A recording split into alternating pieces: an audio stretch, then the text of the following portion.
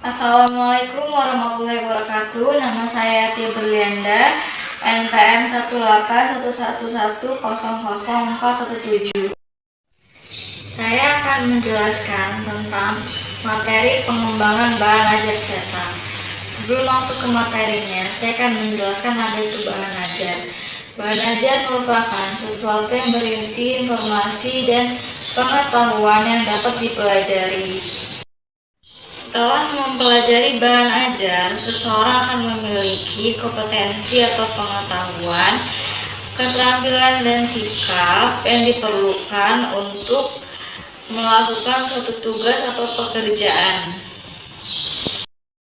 Bahan ajar cetak memiliki ragam dan variasi. Dalam proses pembelajaran, bahan ajar cetak yang digunakan itu mulai dari ukuran kecil sampai ukuran besar. Macam-macam bahan ajar cetak itu yang pertama ada handout, folder, booklet, textbook, dan modul. Karakteristik bahan ajar cetak. Bahan ajar cetak memiliki karakteristik yang pertama itu berisi substansi pengetahuan yang dapat dipelajari secara sistematis oleh peserta didik. Yang kedua itu berisi petunjuk yang membantu penggunanya dalam mencapai kompetensi yang diinginkan. Dan yang ketiga yaitu memiliki kemampuan untuk menjelaskan informasi dan pengetahuan sejelas mungkin. Kontribusi bahan ajar cetak. Keunggulan bahan ajar cetak dalam pembelajaran yang pertama meliputi yaitu kesesuaian untuk digunakan dalam menyajikan semua jenis informasi dan pengetahuan. Yang kedua itu kebebasan pembaca dalam memilih bagian atau materi untuk dipelajari. Yang ketiga, tidak menggunakan peralatan tambahan untuk menggunakannya. Dan yang keempat itu penggunaan bahan ajar cetak dapat digunakan menggunakan media lainnya. Prinsip penulisan bahan ajar mandiri yang pertama itu memiliki sistematika yang baik. Yang kedua memiliki tujuan pembelajaran.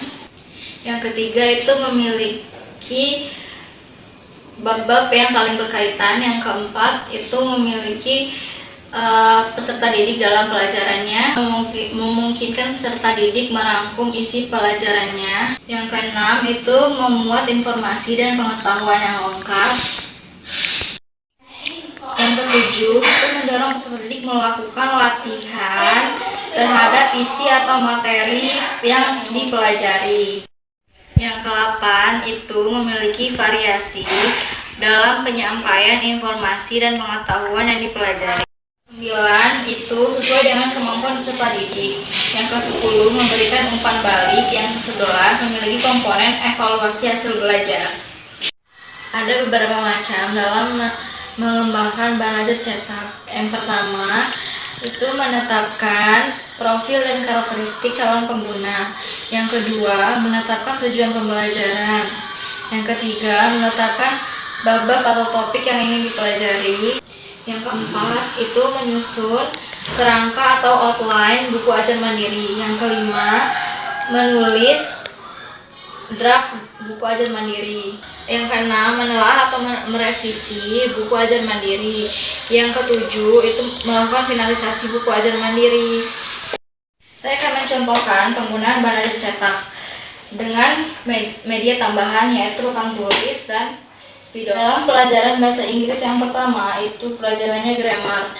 Saya sudah menuliskan di sini berbagai macam grammar yaitu ada I, he is, she is, it is, you are, dan they are. Sebagai contohnya, kita akan membuat percakapan antara dua orang. Kita juga bisa menggunakan media tambahan seperti anak murid. Nah, ini contohnya adalah Hi, my name is Umar, what's your name? Hello, titik-titik Yahya, nice to meet you. Titik-titik ini bisa kita jelaskan. Grammar yang digunakan adalah grammar I am. Jadi, hello, I am Yahya, nice to meet you. Kita juga dapat menggunakan dua murid untuk membaca percakapan ini.